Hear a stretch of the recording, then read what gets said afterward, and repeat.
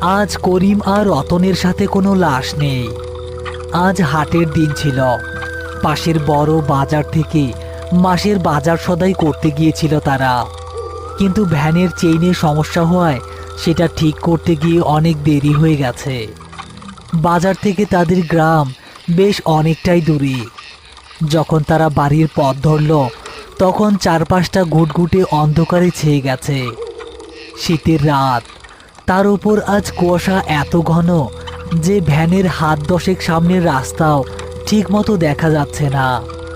রাস্তার দুই পাশে বিশাল বাঁশঝাড় আর তেঁতুল গাছ অন্ধকারটাকে যেন আরো বেশি ভারী করে তুলেছে।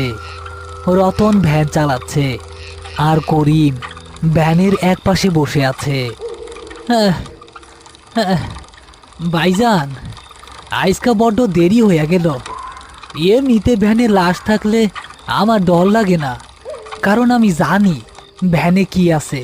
কিন্তু আজকা এই খালি ভ্যান টাইনা নিয়ে যাইতে আমার বেশি ডর লাগতাছে।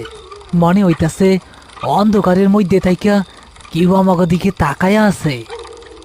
আরে, এত ভয় পাইলে তো চলবো না রে রতন। দুনিয়াতে অন্ধকার বইলা তো কিছু থাকবই। আর এই রাস্তায় তো আমরা নতুন না, তুই ভ্যান চালা, আর আধা ঘন্টার মধ্যেই আমরা গ্রামে পৌঁছায়া যাবো। করিম সাহস দিলেও রাস্তার নিস্তব্ধতাটা সত্যি খুব অদ্ভুত। শীতের রাতে সাধারণত ঝিঝি পোকা বা শিয়ালের ডাক শোনা যায়, কিন্তু আজ পুরো রাস্তা একদম নিশ্চুপ। হঠাৎ রতন সজোরে ভ্যানের ব্রেক কষল।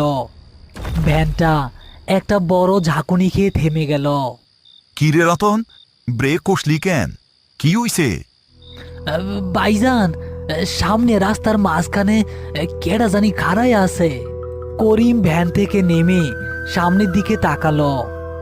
ঘন কুয়াশার ভেতর দিয়ে একটা ম্লান আলো তাদের দিকে এগিয়ে আসছে।